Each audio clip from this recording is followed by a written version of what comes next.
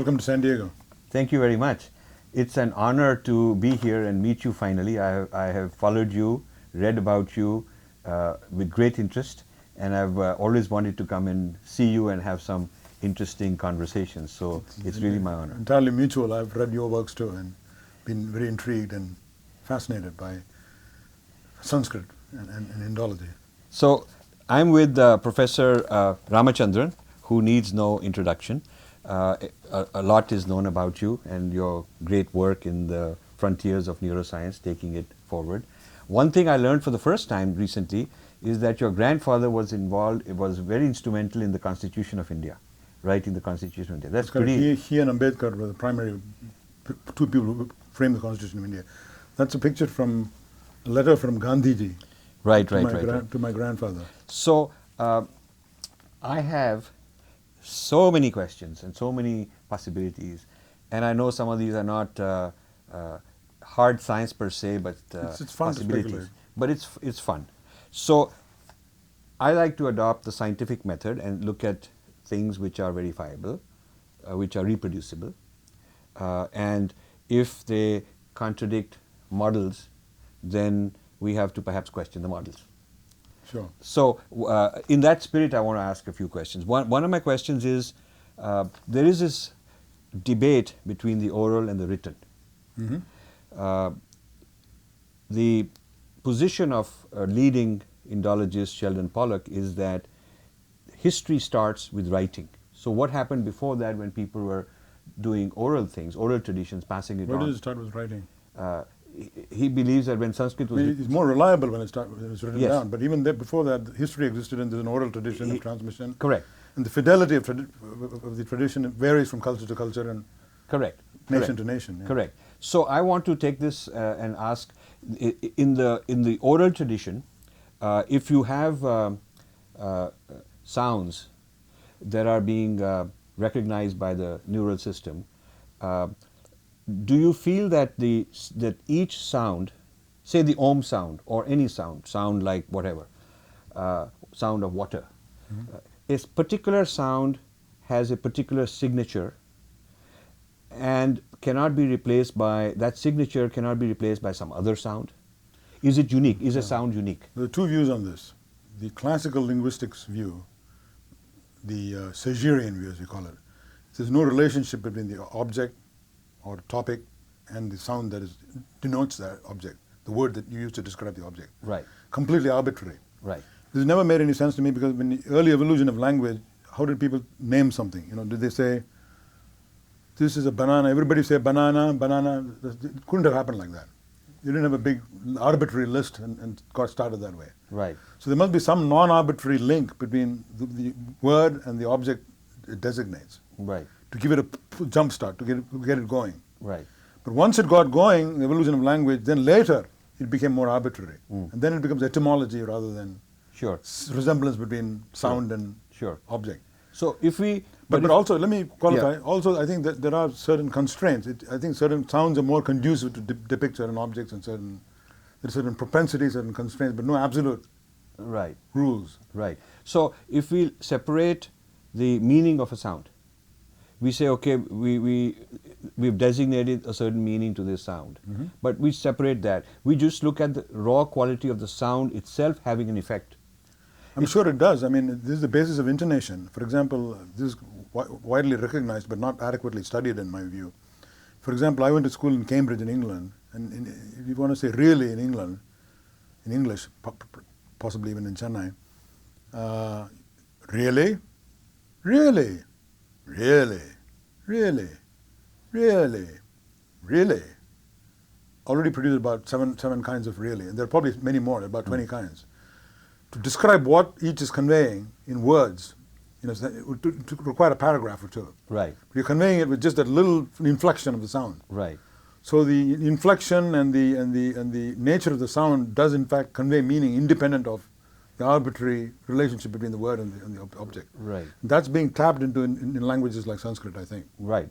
So when a person hears a certain vibration, a certain sound vibration, it creates some pattern of neurological activity. Absolutely, and it may also explain the intonation is one thing, and I strongly believe that intonation and language preceded vocabulary. Yes. There was an earlier stage in evolution when it was primarily intonational. Right. And that in parallel evolved into music. Right. And I think what we call ragas, the elaborate scales we have in India, of course they got scales in the West too, but the difference is in Indian music, the scales have been classified and systematized into the whole Melakarta system. Right. They made a science out of it. That's not been done in the West. Right. But the emphasis has always been on harmony and Right. multiple instruments. Right. But it's here, the scale, the perfection of the scale, and emphasizing the nuances, the glissades, what Right. we call ghamaka and all of that. They made a science out of that. They have 72 main Melakarta ragas, and all the Janya ragas, Right. the ones which are pleasing, the ones which are not pleasing. And I think that it goes even further. I think that you can have a sad raga, but there are different kinds of sadness. Yes. There's the sadness of existential angst, the world. You could say like Aberi or something like that. Personal sadness, this pleading from Darbari Kannada, or something like Dhanyasi has this complaint quality to it. Right. And I think these international cries and shrieks and growls and moans of early ancestral primates, when we became human, if you believe in evolution that is, some of these same sounds became more subtly enhanced and continued as music, evolved into music as we know, as we understand it today. And of course, once it reached these dimensions, it's acquired a whole life of its own. So you can have very subtle variations in emotion, subtle distinctions, which you cannot convey in words at all. So, there'll be the particular raga, particular mood it evokes, there's no vocabulary other than that mood itself. So it's very hard to describe in words. But maybe I'm going too far afield. No, I want to, but this is very interesting what you said. I want to understand that if there's a sound, it produces certain neurological activity that no other sound will produce the same activity. That's absolutely right. So it has a signature. It has a signature. That pattern Well, is there's an emotional signature, but also you're talking about a physical signature in the neural network. in the neural network. Yeah. Yeah. So even before I give it a meaning or an interpretation, it has a raw like the qualia of saltness and bitterness and all that. They can't be replaced with each other. That's why we call it rasa. Rasa. So this takes me to mantra, the claim that regardless of whether you know the meaning or not, the chanting of a particular sound has a certain effect. So this sound is going to calm. This sound is going to do something It's else. entirely possible. I mean, I think that I've seen patients who, when they are depressed for any reason, listen to a particular, in fact, surprisingly, not cheerful music, but sad music. If it's the right raga, it elevates their spirits. It makes them forget themselves in something higher than themselves, So, but this has never been studied empirically. This is the problem. Just pure speculation from personal experience and from having listened to patients, listened to friends and colleagues. That particular mood is evoked by a particular raga, which neutralizes that particular negative feeling that you have on that particular day. That would be an interesting experiment. Absolutely. To see the claim of what is the effect of a certain sound on people. That's right. And we have to start from the beginning. What is the basic alphabet? I have students here working at our center, working on ragas. This is a side thing we're doing, just for fun, but we don't know where it'll take us. It'll be interesting to try. Many ragas are supposed to have very specific emotions, like Veera Rasam is Atana, right, is Veera. And Dhanyasi is a different, and Darbari Kannada is a different mood, emotion. But if I take these ragas and just without any elaboration or without even a human voice, just violin, play the alapana, play it to an untutored Western ear. Let's say you get an American from the Midwest, or from California for that matter, or from California, right? And then you play this raga to him, and then tell him one of these ragas is grandeur, and another one is pity, or one of them is hasya, the other one is veera. One of them is veera, and the other one is raudram. You tell me which is which, and you just play them. Can they get it above chance, well above chance, even though they've never been exposed to this? Yes. This will establish the first principle. That would be very interesting. Are there universals? Are there aesthetic universals for raga? Are there sound effect universals? Exactly. Sound effect universals. Sound effect. That could be aesthetic in some cases. That's correct. And you leave out rhythm from it because that complicates it. Yeah. Katana, you have this rapid rhythm, and that's a different dimension. Right. So we stick to the scale. Right. And the ghamaka and the glissades. Right. Characterizing that raga. Right. And compare two of them and say which is sad, which is, and then even within Within sadness, there is penance, Shubhabantu Varali, is about a sense of, and it's hard to describe. I'm trying to describe it, I can't. It is what it is, right? But you can give people multiple choice tests, people who have never been exposed to it, and see if they... To see that the effect has nothing to do with whether you understand it conceptually. Absolutely, and there's nothing to do with your cultural upbringing. Yes, so that would be very nice to know. So, because the claim in Sanskrit is that there are certain primordial sounds, certain mantras that are non-translatable. They're absolutely right about So you cannot, the effect, this mantra you chant, you cannot replace it with something else that may have the same meaning, that may, conventionally human beings may say, okay, I'm going to call it banana, but the sound we are using is the sound we are using. That's and correct. we have to use that particular sound. It's like a recipe with certain spices and herbs. You cannot replace something else and get the same concoction. Right. I mean, I would go further. It turns out the right hemisphere is more specialized for nuances of meaning evoked by tonality and scale. Okay. Tone variations, gamaka scale and all that. Left hemisphere is more concerned with rhythm and meter. I see. And logical sequences, sequencing. So it's possible that this whole vocabulary, there's a translation barrier between emotions on the one hand, which are extraordinarily subtle and varied, and language on the other hand. Right. Spoken, precise, declarative language, where you construct sentences. John sat on the table which Mary put on the chair yesterday, or some such thing. That's a declarative sentence, no emotions involved, and no deep, profound emotions involved, no subtle emotions involved. Versus the emotional vocabulary of the right hemisphere.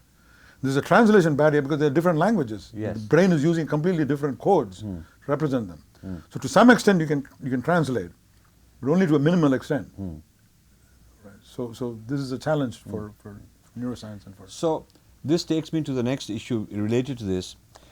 When humans evolved, it was a multi-sensory experience. But writing is one-dimensional linear experience and monochrome. But my vision is not monochrome, and I don't experience that tree in a linear fashion. I experience the whole thing in parallel. So do you feel that the advent of writing is not a cognitive enhancement but a cognitive reduction? In other words, a small subset of our capability is being used if I keep sitting reading all day long. Whereas if I'm not spending my cognitive functions, faculties reading, I'm listening, I'm smelling, I'm looking at all my faculties, I'm using all my faculties. So do you feel that since writing is a relatively recent introduction in our history, for eons before that, we evolved not linearly, linear processing and not monochrome. So do you feel that the advent of writing is actually is inhibiting... Detrimental. It's detrimental in the sense that we are atrophying some faculties. That's entirely possible. There are a lot of these possibilities. It's possible that it's useful for some purposes, but it's overdone. So you could, as a society, you could adopt the view, let some people specialize in this. It's okay if they're not athletic, okay if they're not musical. They're very good at reading and writing. So the question is, do you want a diverse society with different specializations at the expense of them paying the price? But you could say in the muscular world, a person who doesn't use all their muscles, they just overdo one muscle, they may be very good in that. Exactly. They'll be very good in one particular... So it becomes a slightly, almost like a sociological, political decision. Especially in over-specialization. Over-specialization. So equating... But to answer your question, whether it's necessarily detrimental to your visual capacities like artistic talent, aesthetic sense, and music, if you over-specialized in that's my written concern. language. There's no empirical evidence. There's a lot of anecdotal, there's anecdotal evidence to support that. From neurology. Could it be that people who are not literate have actually other faculties in which the literate... I was going to say, one of the things we're interested in is a condition called dyslexia. It used to be called dyslexia, where you have reading disability, profound reading disability, sometimes writing. And these people have extraordinary islands of talent in other domains. They're very artistic or very poetic, that sort of thing. Whether there's a cause and effect relationship there, and whether the writing and reading deficit led to the efflorescence of artistic talent remains to be seen. And then there is a... So there are precious few systematic studies, just anecdotal evidence. And there is a tendency to say that education means literacy. In the developing countries, they are saying, okay, to educate people, spread literacy. But then the oral traditions are dying. Their ability to memorize without writing is no longer there. And is the brain retarding because they're no longer having It's to possible. force I've seen that in my students. I mean, for example, Sidney Brenner, who's a colleague of mine at the Salk, famous molecular biologist, a Nobel laureate. He, for example, pointed out that this is one generation earlier, about 20, 30 years ago, when Xerox machines first came out. Now, he belongs to the previous generation before that. There were no Xerox machines. So he trudged through the snow to the Cambridge Library, University Library, midnight, to find the journal, the current issue of Nature or Science, to go and read it. Now, of course, you can Xerox it. So students go to the Xerox it and put it in their file, and never look at it again. Right. So you would advise them, you want to Neurox it, not Xerox it. Right. Because you get this false sense of security that we've got this information here, so it's in here, but it's not in here yet. Same with not having to learn mathematics, because you can always calculate it using some machine.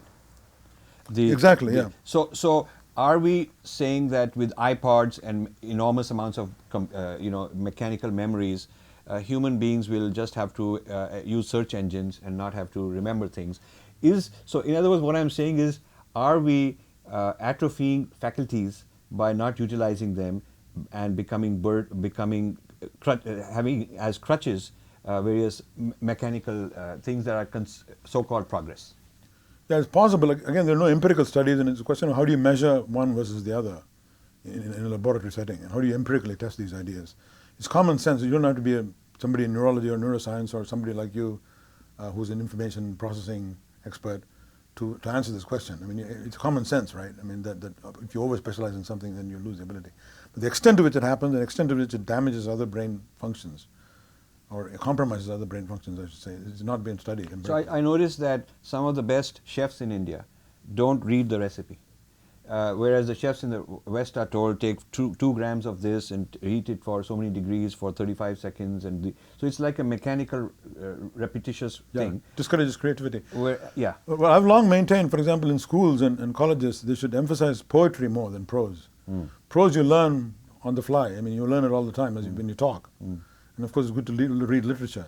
But poetry is not adequately emphasized. And this should be done very early in schools, because it encourages metaphorical thinking, linking seemingly unrelated ideas, which is the yeast and Juliet is the sun. Right. You don't say Juliet is the sun, that means she's a glowing ball of fire. Right. No, she said she's warm like the sun, she's radiant like the sun, she's glowing like the sun, she's all these links to your brain. You're using more of the brain, probably. You're using the ability to become creative. Yeah. And imaginative. So the person who plays raga, he is not reading scores like in Western music. No, that's correct. So he's using his faculty more. Absolutely. Whereas the person who has got scores, he's basically replicating it.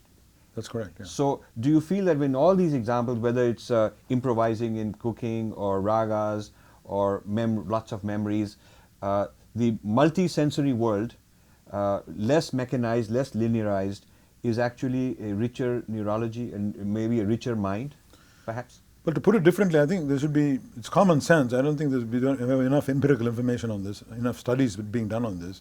Common sense that if you introduce things like poetry and ragas and all of that early in the school curriculum, instead of just emphasizing grammar.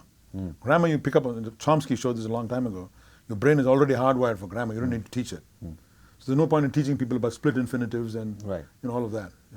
On the other hand, exposing them to Shakespeare, exposing them to Rubaiyat, Tagore, all of that is going to help them much more, become creative. Right. And hopefully this creativity will spill over into other domains, whatever the chosen profession is. And not to be frivolous, but even jokes, humor should be introduced very early in the curriculum. I think you should have a class for humor. That's a good idea. Because humor involves, that's a very think about it, unusual juxtapositions of ideas. Yes. And it's the same thing as you're doing when you're being creative. So this should be introduced and it'll entertain the students and it'll make them more creative, I bet. Yeah, that's a very good idea, very good idea. Now, the people who are reviving Sanskrit in India are saying that the British messed up teaching of Sanskrit by using grammar, and you just mentioned that same. I didn't realize that, but yeah, they're saying that the traditional teaching of Sanskrit was not through grammar.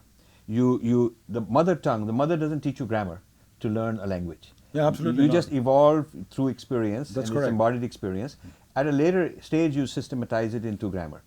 So the British wanted to translate, they wanted to have clerks to translate native languages into English, so they wanted rules and that kind of a thing. So it became grammar method of learning. So they are going away from, they're going back to the oral method of learning. The Sanskrit Bharati, they are going back into that, not using grammar and kind of challenging that colonial method that was introduced. I think we should live to see a day in India when people just talk in Sanskrit and poetry. Yeah.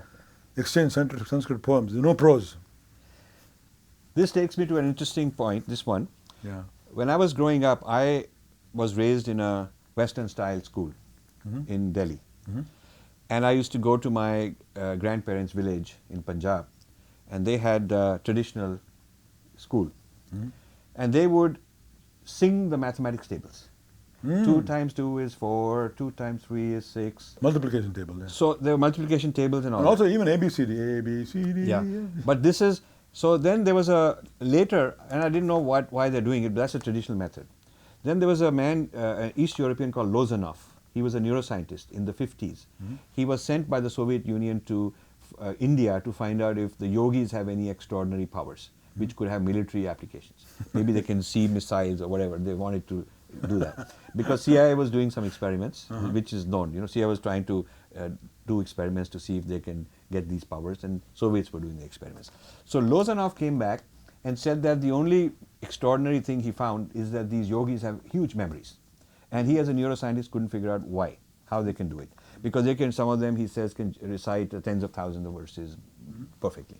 So Lozanov went back to India, and he said that he found that the singing of the intonation, rhythmic singing of tables and so on. So you take it is encoding left and right brain, because you're encoding the factual part in one side, and in those days he believed in the left brain, right brain kind of a thing. So he said that it's a dual brain encoding, and hence the memory is better because you're singing the facts and not just teaching the facts as dry facts.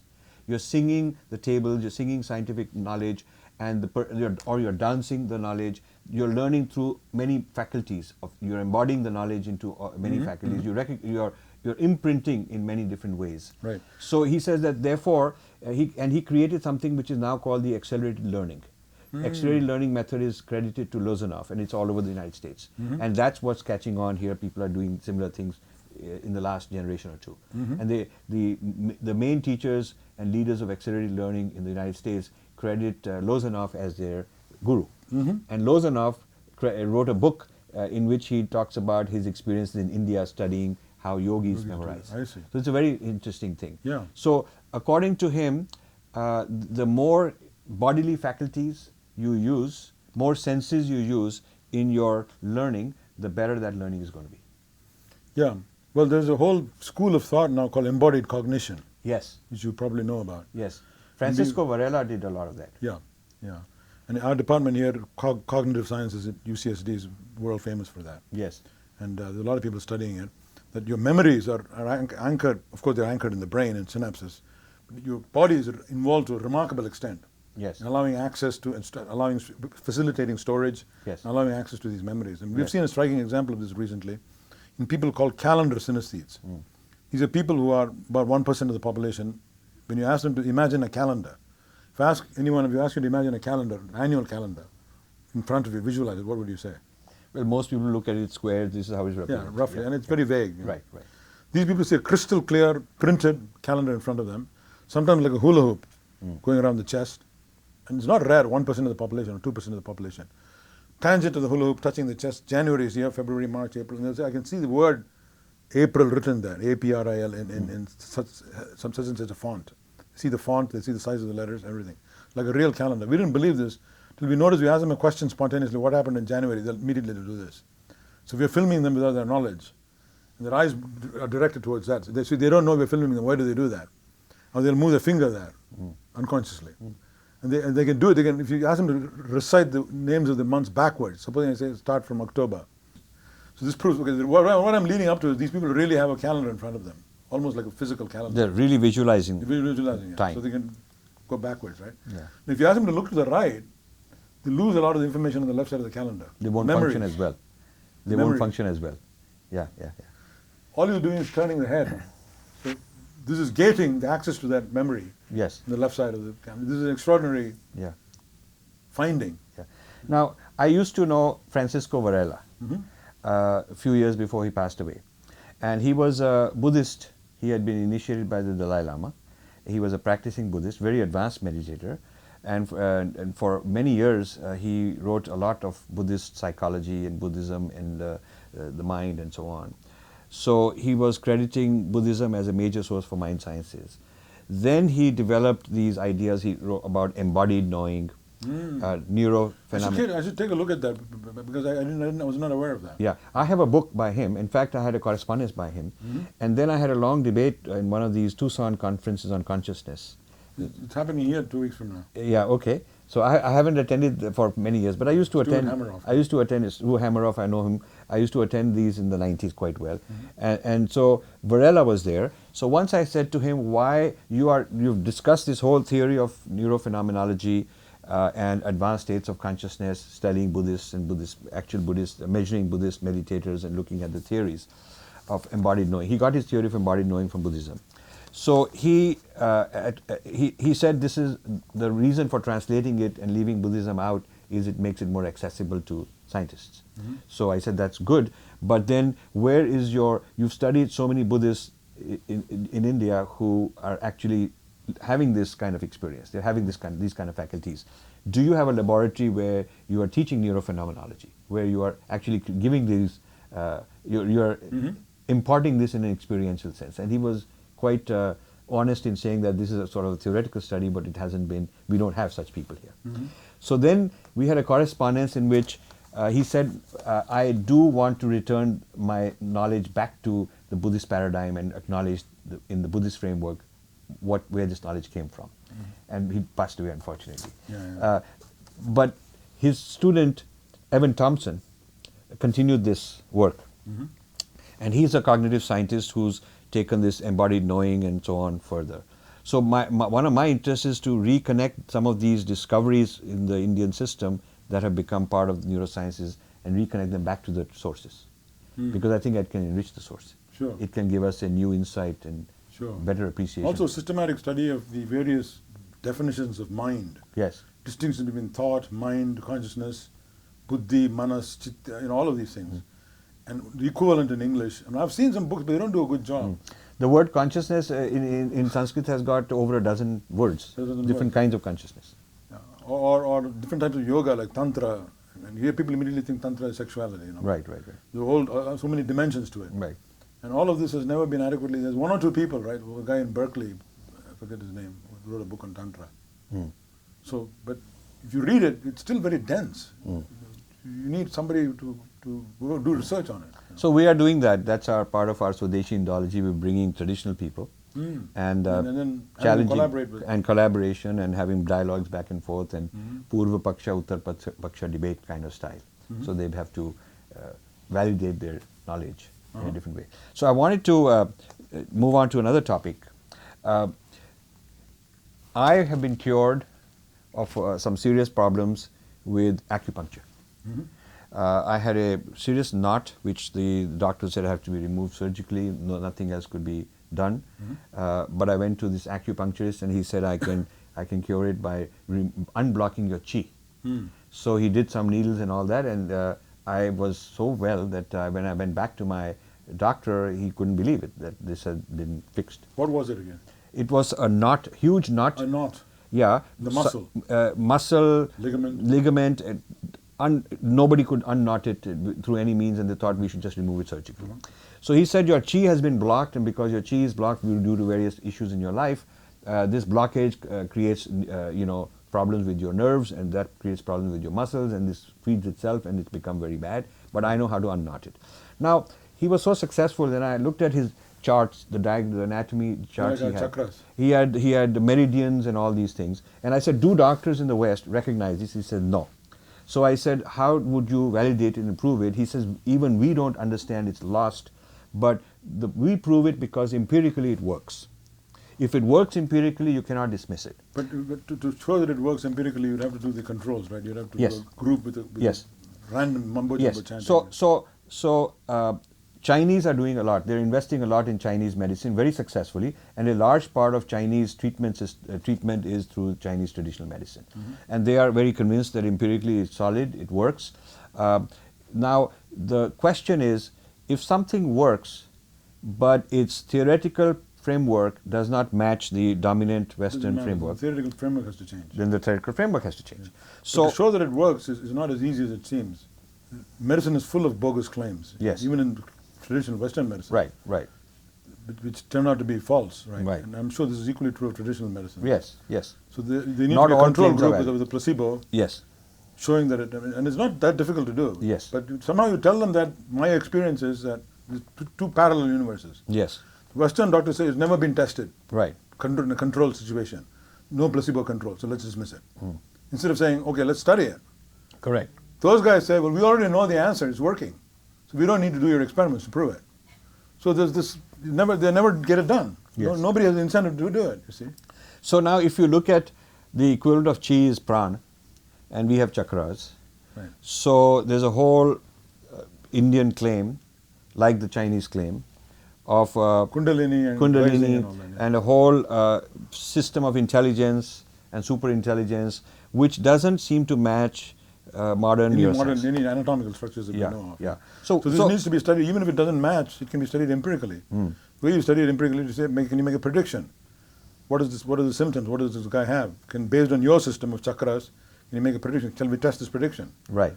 And if it holds up, then you have to go and revise the Western model. If it doesn't hold up, then it's too bad. Or claim that we are in a quandary, we need to find a model. Correct. Maybe we don't. Because when the Newtonian model was challenged with the Michelson-Morley experiment that the velocity of light is invariant wherever you're traveling, whatever the velocity, whatever. You have to change the model. Then you have to change, and To it took a while relativity. for relativity to come up and propose an alternative model. Sure. So you may be in a state of confusion, flux, limbo between a stable model and another stable model. Yeah. And you have to accept that. I mean, Correct. that's what science is The for. only thing is, if one stable model makes predictions which are then confirmed, and you do experiments and show it clearly and unambiguously. In another tradition, there's no proof. They just say you have to believe us. Then that's a problem. So that's a problem now with East and West. I mean, our traditions need to show clearly in experimental situations, with funding from government and from private entrepreneurs. They're very simple to do, and that needs to be done. And then once you have that evidence, then you can show it to people and say, look, they're very credible scientists who've done this work, and it's been published and vetted, and we know it's true. It doesn't fit with this model. And we know the Western medicine empirically is true. So something is missing from this. Right. We need to change the model. Right. Before you take the first step of showing that these effects really exist, you can't do that, right? Right. So we have to start with that. Now, a good example is, I mean, even simple things like it's been claimed that the condition called familiar tremor, coconut oil helps this. And if coconut oil helps this, it's wonderful. There are many anecdotal reports on the internet. So I tried persuading physicians in China, even Alzheimer's, it's supposed to help. I said, if this is true, you got an Alzheimer's drug, put 50 patients on it, put 50 patients on ghee for 6 months, evaluate them.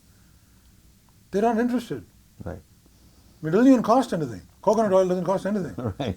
And what you pay for the residents in India, for examining these guys once a week for 6 months, you got your answer right there. It can be published in Lancet or any good journal. But there is this there's no bridge between these two universes.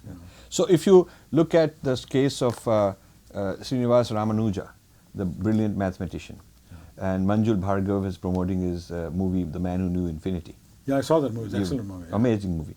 Now, Ramanuja came up with conclusions Without any proof. without proof and said, the goddess told me. Yeah, it Okay. works for him, but we can't. No. So we can't say, I know where you're headed, Yeah. I'm saying that that's empirical evidence. Right. Because not all his claims are valid by the way. That's Some true, of his and claims that are- makes it even more interesting. But his theorem could be validated, even though he didn't have the proof. Yes. Here, even the theorem has not been validated. I would like to see evidence that coconut oil does help Alzheimer's patients by testing 50 patients. You can't use the same argument and say, Ramanujam didn't have any proof. Likewise, I don't have any proof. I want to see even the observation is correct. Yes. But Then we can- Indian texts, from early texts all the way to Ramanuja, are full of claims like the value of pi, the velocity of light, things of that sort, which are found to be fairly accurate, not perfectly accurate, Absolutely, yeah. but quite accurate. but they had no instruments. There is no evidence that the rishis had some kind of an instrument to measure the velocity of light or whatever. But they made audacious statements which are surprisingly accurate. Right. So is there a faculty that we don't understand, some cognitive faculty at some state of consciousness where a higher intelligence is there, and I'm not referring to God or religion Yeah, or no, I anything, understand, yeah. but I'm referring to some kind of built into the human beings. I'm open-minded, it's possible, but the trouble is with those instances where those claims are made, they never come to the surface. I mean, if I tell somebody now from India, produce a concrete example of this and show it to me, it never happens. And it doesn't mean I don't believe them, but that extra step, that bridge, is what's always missing. And that's why it's a wonderful thing that somebody like you, of your stature and your eminence and your resources, can get this going. In the case of Ramanuja, if the British had studied him, his claim, when he said, I just know this to be true, instead of sort of you did a PET trivializing. scan and there's Something they didn't have all those things, but they could have at least asked him to explain how he does it. How he's doing, what is his It's meditation. like the same thing with raga, I can't translate it into words. So he has some intuitive capacity to with prime numbers or with any of these number theory ideas, to juggle these ideas in his head. And how it's done, he himself doesn't know probably. Right? That's what he says. Yes. So there is a kind of a unconscious processing. Oh, absolutely. No, there are unconscious process, unconscious problem solving, all of this is established fact. Unconscious astonishing abilities, artistic talent, poetry, all of this is established fact. But whether it borders on the supernatural and extraordinary abilities, that's not been proven. And whether you need to invoke some other principle or not, we don't know yet. But when we say supernatural, anything which is non-algorithmic, people think it must be supernatural. No, not necessarily. There are a lot of brain processes which we think are not done algorithmically. Yes. But exactly how they're done, we don't know. Yes. So it could be a extraordinary human potential. It could be, absolutely. Just, within the human context. Yeah. I mean, there are extraordinary aspects of the human mind and human potential which remain unrealized, unstudied, poorly studied. It may turn out when you study them that they fizzle out. You have to be prepared for that possibility. Yes. But that's hard science. Yeah, exactly. But on the other hand, there's a good chance it may not fizzle out and may discover new principles of brain organization. Now, one other thing. Especially with the brain, we know so little that you have to be humble. I was with Dr. Vasant Lad, who's an eminent Ayurvedic doctor in New Mexico, for some treatment. And he is reviving Nadi Pariksha, which is the pulse, 7 levels of pulse. He says that the beats per minute is just 1 level of pulse. There are beats within beats within beats. And then he says that there are 3 fingers you use, and each finger you can feel a pulse here, here, here, here, here. Different places you feel different pulses. So he is teaching, it's a 2-year course, 30 students taking that course, and he's teaching them That's very interesting. So what one could do is to transduce these into, I wonder if you do a Fourier analysis of the waveform, the pulse. There are components which correspond to what he's talking about. He says certain pattern is going to diagnose something with your liver. Another pattern is some other organ. My initial reaction as a physician would be to say that doesn't make any sense. But on the other hand, I have an open mind as a scientist. But it's possible. But here's what I'm saying, the empirical fact. Okay. 30 students are sitting there, and he says, okay, now I've taught you this particular technique for liver or whatever, one particular pattern he's explained. So each of you do it on yourself, and there's a form you have to fill out what you measured, and then you do with your neighboring person for each other. So they do that. They come one by one to him. He doesn't read what's in the form. He measures that person, and he gives his prediction, his diagnosis, his reading, and the person reads it out, and in 12 out of 30 cases, it was an exact match. So those 12 students got it right. This is normal, not even disease. No. This is like your particular system, what your body types are, what your liver body type is, what your kidney body type is. He's giving you that analysis. Whether it's diseased or not, he's telling you what the reading is. Not balanced. So what he's saying is that what I found is that 12 out of 30 students were able to get a reading which matched the teacher's reading. So it's not a coincidence that they're just randomly doing it. So they were able to measure this. They were able to detect those patterns. Now, all I can think of is you have liver disease, which is very pronounced. It's going to affect the blood pressure in the portal veins and maybe inferior vena cava, and somehow affecting the pulse in some mysterious way we don't clearly understand. But it's not impossible. What I'm saying is there are pathways. It's affecting the pulse waveform. This is being picked up by the finger. So if it's heart disease, valvular disease versus arterial disease versus liver disease, there may be different subtle differences in the pulse form which is being picked up. But the Western system is not even concerned about measuring the waveform more than just the number of beats. Yeah. So first thing is how to read it is a second issue. But first is at least learn how to measure a more complex waveform. Mm-hmm. And that he's doing and able to teach his students. So I think there's a lot of... so if I were to bring a person with liver disease, cirrhosis of the liver, early cirrhosis or hepatitis, and if I were to bring somebody with coronary heart disease, bring him into the room and then not tell him who's who. So you can just only he should be able to tell. He should be able to. He should be able to tell. And he was very exact in diagnosing. It's very interesting. He didn't want any medical data from any of us. He didn't want to fill out a questionnaire like many Ayurvedics make you fill out a questionnaire and then they diagnose you. He just wanted to feel the pulse, and he told a lot of things to my wife, and he said this is that is that. It was very accurate. Wow. It's pretty interesting. So and he feels that this... What's his name again? Dr. Lard, L-A-D. L-A-D, Lard. L-A-D. He's one of the most eminent... What nationality? Indian guy. Indian. He says that this Nadi Pariksha, the pulse Pariksha investigation is sort of a dying art, and he's one of the few guys, he's reviving it, and he's teaching students to revive this back. So it's a different system of medicine then? No, it is within Ayurveda, a subspecialty of pulse diagnosis. Medicines are all same Ayurvedic medicine. He will prescribe Ayurvedic medicines, but he will diagnose it using the pulse. Oh. A very interesting sort of a thing. Yeah, so it requires quietening his mind, quietening himself to such an extent that he can feel very feeble things which ordinarily people won't be able to feel. Mm-hmm. So this is an interesting point. Now I wanted to find out from you, in your work on mirror neurons, which is extraordinary breakthrough that one of the many breakthroughs. The mirror neuron, if I understand correctly, works if somebody is doing something to my brother, and I'm looking at it happening, then it will activate my mirror neurons. Correct. But not if I weren't looking. Not if you're not. So there's no telepathy involved. That's what I'm getting There's at. a visual signal. Right. So, but we have the other kind of situation where a mother feels that her child is going through something, and she doesn't have any cognitive information coming in.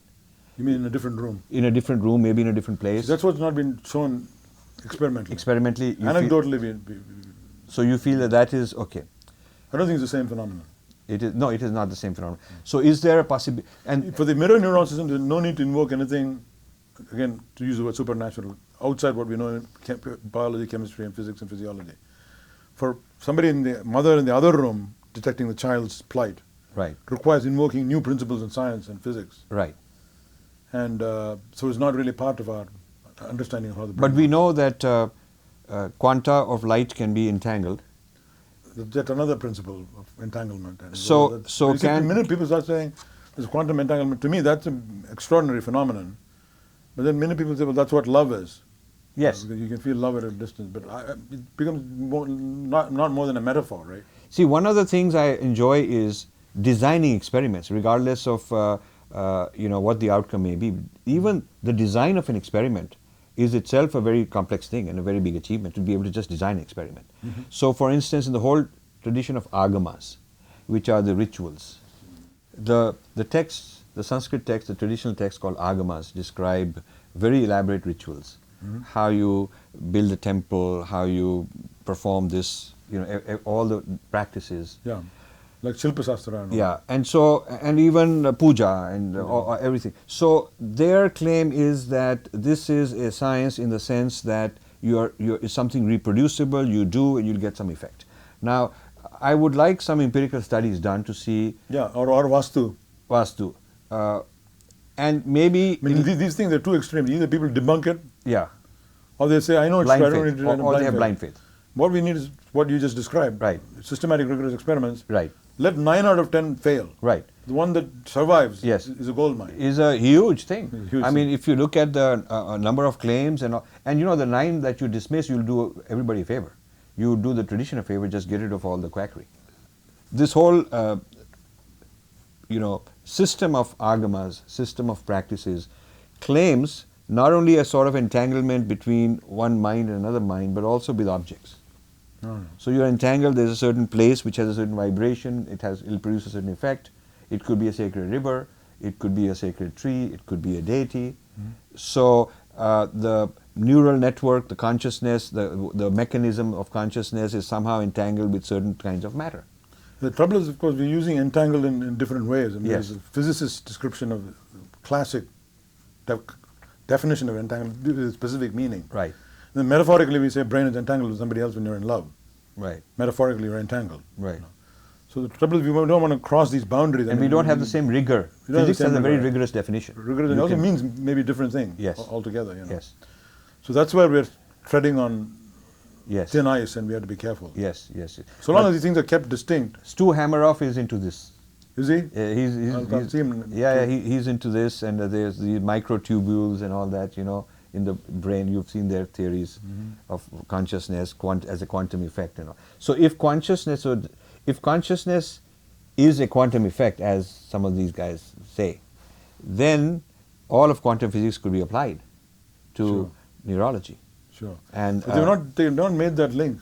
They just say it. yes, no, it's The a problem is sometimes in it's a in science, philosophical you leap. think you have one mystery, then you just say there's another mystery that'll explain this mystery. right. It doesn't follow, right? I mean, Right. you have to establish that it's true. Yeah, they've been at it for a quarter century. There's a whole group of. It may be true. Yeah. It may be true. Maybe Yeah. there's something to it. Yeah. But they need to. The winning case will be if they predict something which is not ordinarily predicted. Very good. And that comes out something true. the prediction is counterintuitive. Something that you haven't predicted already, I'm going to predict it using this theory, and then it comes out to be true. That's a breakthrough.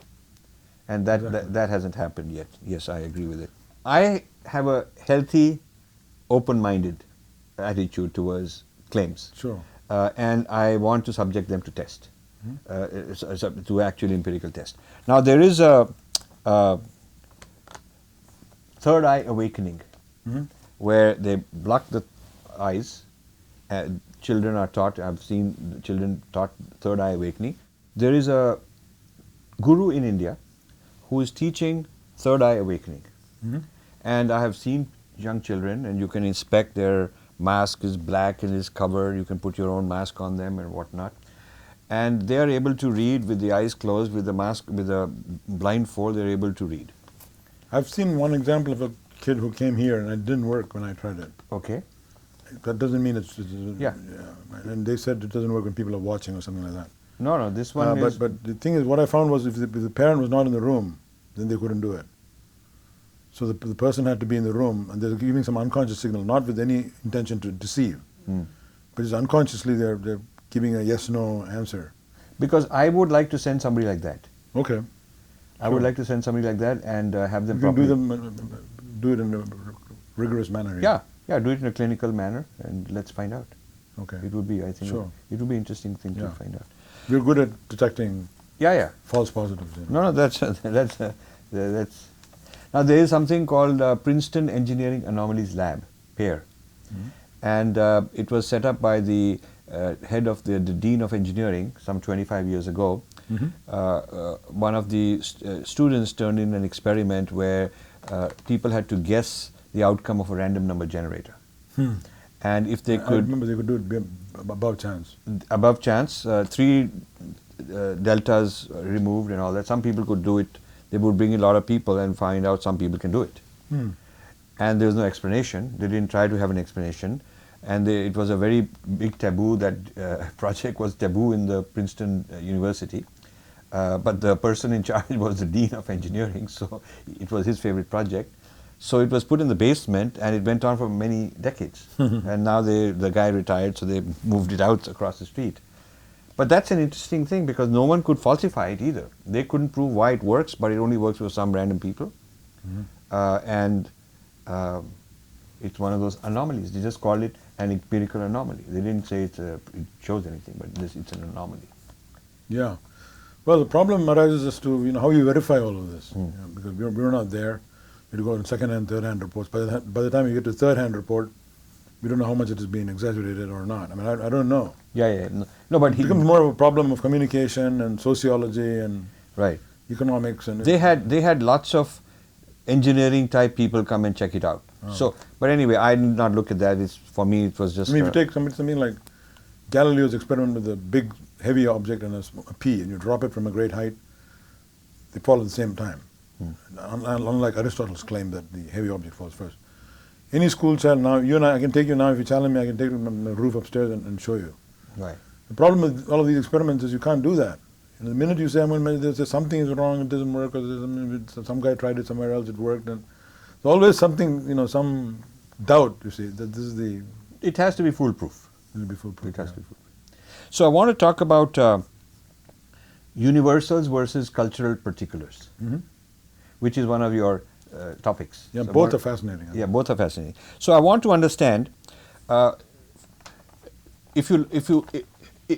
people say that this fair skin color as a preference, as an aesthetic preference, is some kind of a universal, and I question that. In India, it's a universal. That's what people say. I don't think that's universal. I think it's universal in northern climes because of the whole UV.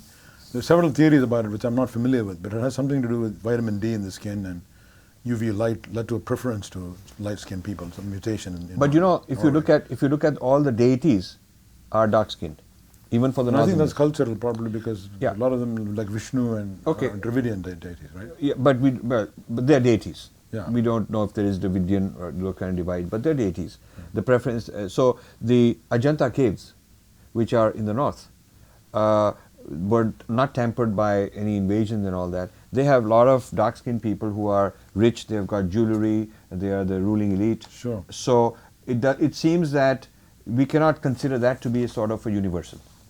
That is a sort of a... No, I don't think it's a universal at all. Yeah. It is not a universal. It is largely cultural. What about things like... but one doesn't know. There could be a propensity, because it has to do with vitamin D and the skin, and production of vitamin D, protection from skin cancer, melanin pigment. Right. If you're too light-skinned, you're exposed to skin cancer. If you're too dark-skinned, you don't make enough vitamin D. Right. So it's a trade-off. Right. This may vary depending on the intensity of light and UV light in different parts of the world. Right. So the cultural influence, but then building on that, there's a cultural influence as well. Yeah, but before... Because people who don't engage in hard work and labor in the outside sun are usually aristocrats and well-to-do. So there's an association, mental association between being fair-skinned and being well-to-do. But now it's the rich guy who goes to the sun and to the beach and gets a tan, and the poor guy sits in a factory and he's... That's exactly right. So the aesthetic is also reversing. Maybe that's good. So, but another thing is, I find, just anecdotally and experientially, I find that Indians are very comfortable with what Westerners would consider chaos. The ability to deal with something unexpected happens.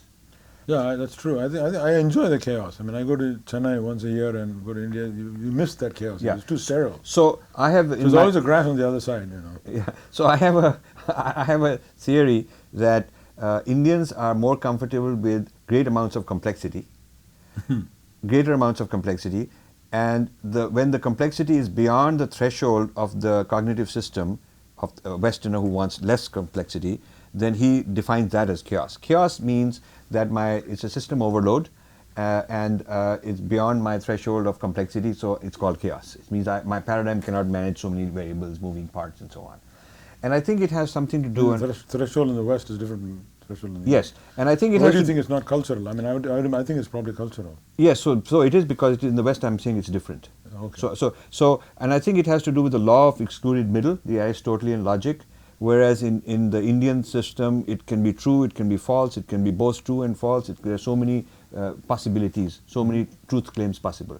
And I think the binary good, evil, yes, no, both in the biblical heritage and in the Greek thought combined together to make a system of logic, linear thinking, sort of a thing, and law of excluded middle. There is nothing other than true or false. So we allowed more ambiguity and more flux, more complexity, and comfort with uncertainty. I think there's something to be said for the Indian comfort with uncertainty. That it also comes with the whole karma notion that things are meant to be the way they are, or things are... It's a misapplication of that. Yeah, but yeah. So let's leave out the social religious misapplication. But let's just say that there are certain cultures where it's not important for them to nail it down, to be very predictable, Yeah.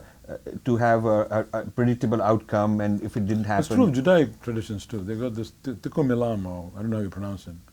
Do you know this thing? No. The phrase? It's in the Kabbalah.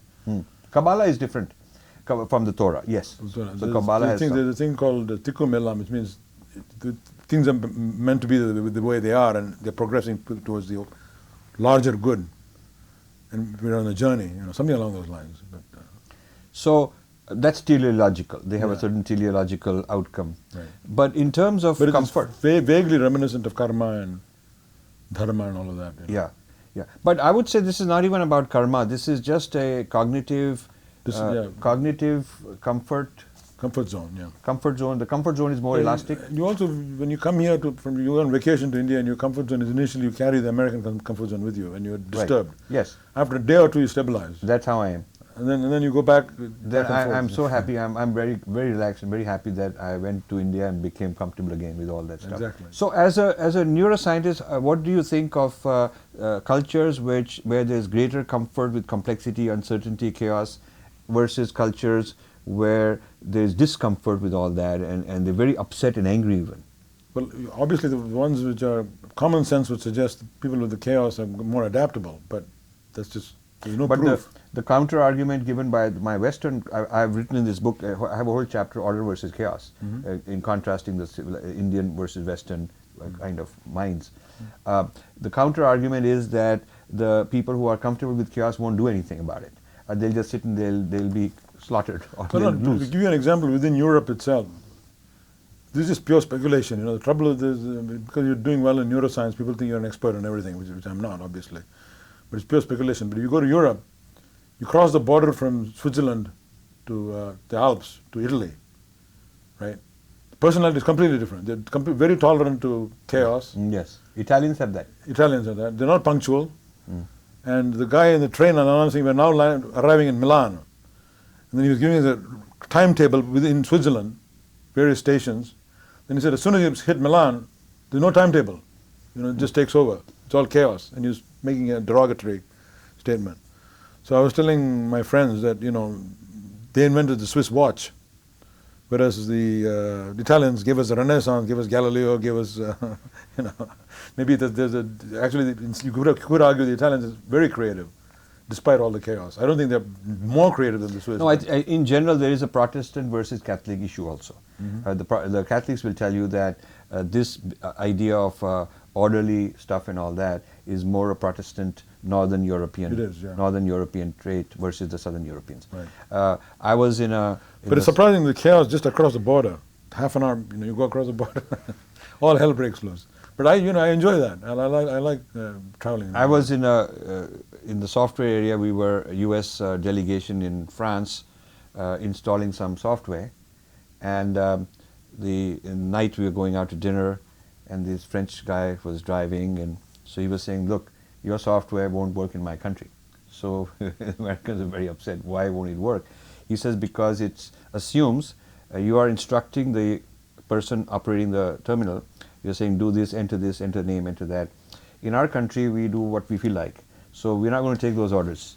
So this kind of a directive, injunctive is not going to work. Well, in France. US, in France. In France. He said it won't work. This is a very Anglo-American style of thinking. That was my first time I heard about the difference between the Anglo-American and the continental. The continental people make a big deal out of it. So then when we were going to dinner, there was a light, traffic light, and it was red, and it was like 1 a.m. So he went through it and he says, look, in your country, when it says stop, you stop. In my country, it means look around, see if there's anybody, if there's a cop. It's kind of a guideline. And if I don't want to stop... So halfway between India and here. Yeah, so he says, in my country, it's normal, I would go through, but in your country, you would never go through. You sit here, it's a dumb thing for us because you're sitting here for what? There's nobody around. Why would you sitting here? So he was making the point that there is a cultural comfort with uncertainty, unpredictability, not abiding with rules, and so on. So do you feel that if a society has had one or the other, too much order or a lot of complexity and chaos, for many, many generations, then it becomes a signature that is sort of encoded into the neural system? Do you feel that this can be a... Not really. It can't. The traditional view in biology is that you can't inherit acquired characteristics, as you know. It's a Lamarckian view. You become more exposed to computers, become smarter as a result in your lifetime, or more educated or more skilled. That cannot be transmitted through the genome to the offspring. It can only be done through through teaching, verbally or through. So every generation has to relearn all of that. Have to relearn all of that, exactly. So you don't think that Beethoven or great maestros of any kind could have been an inherited quality? It could be inherited, but I'm saying it came out of the blue. By gene changes in the genome, or shuffling of genes and alleles, right, created a unique brain called Beethoven. Right. It's not because his dad was smart that you got the genes, but the exquisite skills he developed as a musician, which if he acquires exquisite new skills, he can't transmit that to the offspring. Because there's no way in which the brain changes in the brain can be transmitted to the gonads, to the testes and to the sperm and alter their DNA. There's no known mechanism. How about epigenetics? Well, that's the new trend. So people are challenging that. But that's why I said that's an accepted view. So I'm looking for differences which are in the civilizations as they've evolved because of different climates, different. There's a book by a guy named Slane, and it's called The Alphabet and the Goddess. Yes, I've seen that book. Yeah, it's pretty good. Yeah. Yes, I've seen that book. I think he also talks about alphabet being sort of the written, and the goddess being sort of the verb oral. Exactly. Yeah. It's a writing versus visual and visual versus written. That was in the beginning of our conversation, the oral tradition, right, exactly, and the visual tradition. And when it becomes written down, it also becomes more order, systematic, algorithmic, grammar, rules, logic. Gives it precision. Yeah. So, which is good for some purposes and not good for other purposes.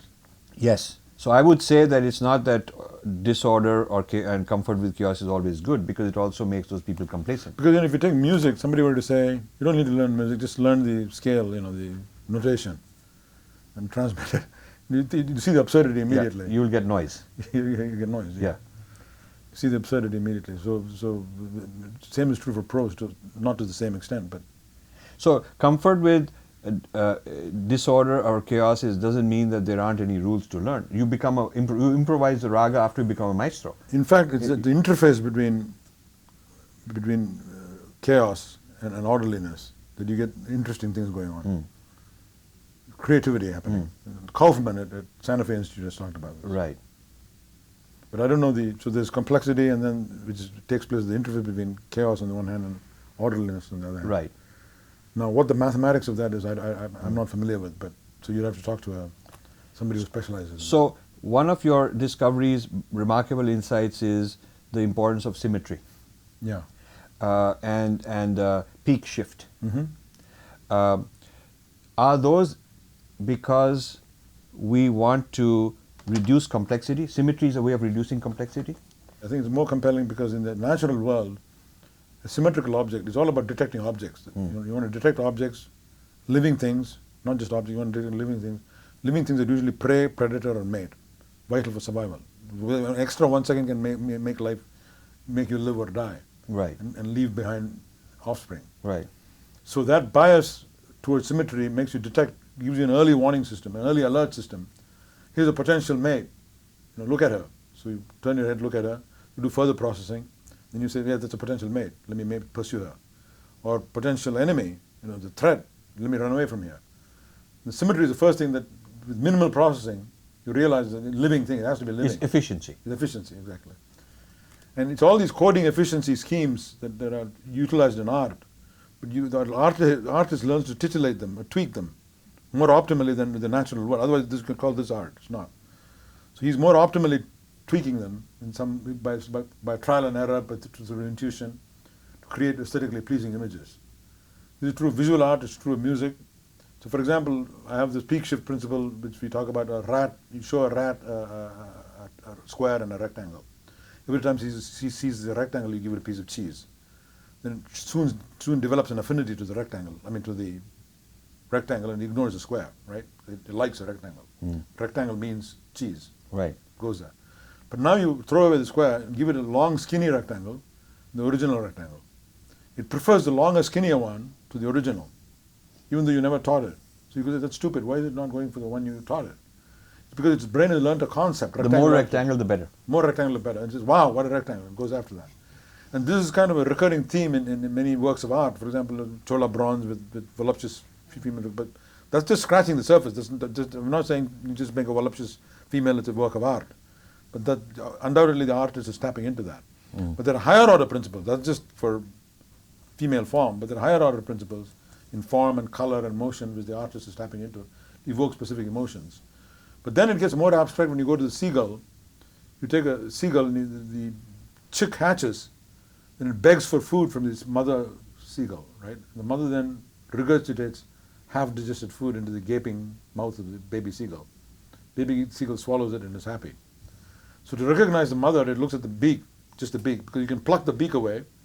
You're this malicious scientist. You can wave this beak, which is just a long rod with a long oblong object with a red spot on it. You wave it and the chick goes crazy and it worships it. Ignores the real mother and goes for this abstract object, just an oblong with a red spot, fetishizes it because it's doing something to the neurons which is more optimally titillating them than a real beak, right? Because of the way it's wired up. Now you take a long stick with 3 red stripes, the chicks go haywire. They give up everything else, all these chicks are mesmerized, go to this long, even though it doesn't look like anything.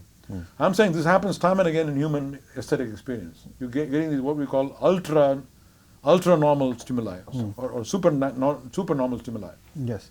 So I think your brain is has all these templates for different visual patterns. In the case of the chick, it's looking for a beak. Right. You're giving an exaggerated, ultra-normal beak. Right. It doesn't look like a beak. But what has this got to do with the aesthetic appreciation in humans? Let's take raga like Darbari Kannada, right? And we all know, you listen to it and it moves you to tears. There's this existential angst of separation from God, if you listen to the beautiful rendering of it. I think it's infant crying, separation cry, anxiety from a mother, right? Use certain notes which you stretch out, and it's got a certain scale. What you're doing is you're creating the equivalent of that stick with the 3 red stripes for that infant separation cry. And then you get this beautiful raga, which is not mere separation anxiety from your mother, but separation from God. Okay, so these kinds of tricks are being used to create all these scales.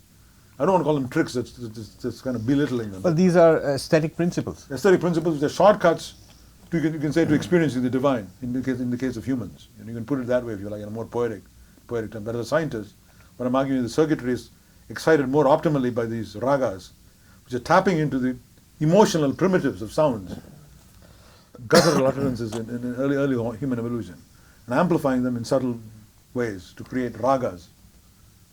So we could say that God is defined as the extreme case of a peak shift. Yeah, exactly. It is, in that sense. Yeah, exactly. Yeah. So I want to understand if group identity is one of those universals because of evolution, because of survival, because of processing, groups were necessary. So can we say that group identity is part of being human? And this is why the Mao's cultural revolution failed, because he wanted to get rid of identities, and he wanted everybody to wear the same clothes. We need badges, a sense of belongingness to our own kin. Right.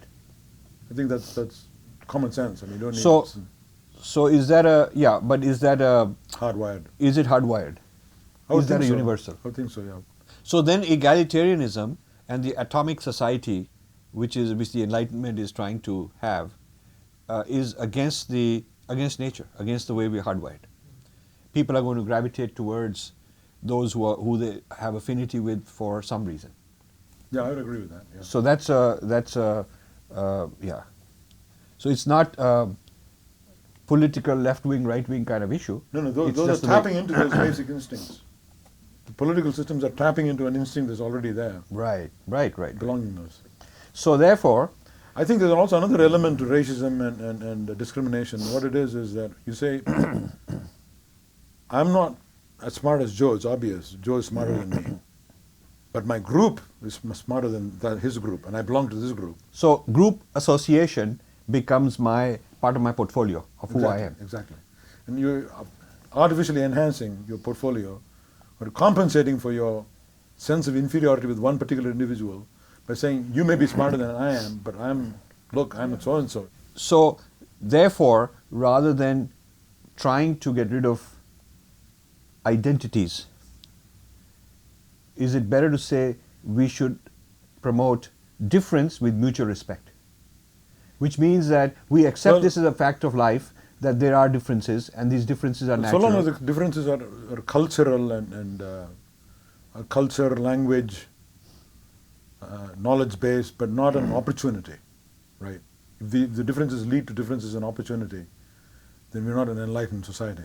Yes. No, that's a policy issue. Right. That's a policy issue, and of course, but what I'm saying is that in terms of right now there's a difference anxiety. I feel that people are facing a difference anxiety. When they meet somebody different, there's a kind of unease. It could be a difference anxiety from above, which means I'm superior, so I'm a little anxious, or difference anxiety from below, which means I have an inferiority complex. Who's this guy? Why is I'm not sure what your question is. So my question is if you agree that difference is a natural thing, group difference is a natural thing. Yeah, group difference and individual difference is a natural thing. Then what ought to be promoted is respect the difference, mutual respect for difference, or celebrate it. Even celebrate the difference. Ramanuja is off scale in number theory. I can't do numbers for, I admire him for it. And I say I do neuroscience, he does number theory, or Manju Bhagavan does number theory. Right. So same is true of groups. But we don't know those differences are genetic or not. People often claim that it is. There's no evidence either way. So I'm neutral on that. Now, the study of genetics is allowing people to discover not only who they are ancestrally, but also what diseases they're likely to have, what talents they might have.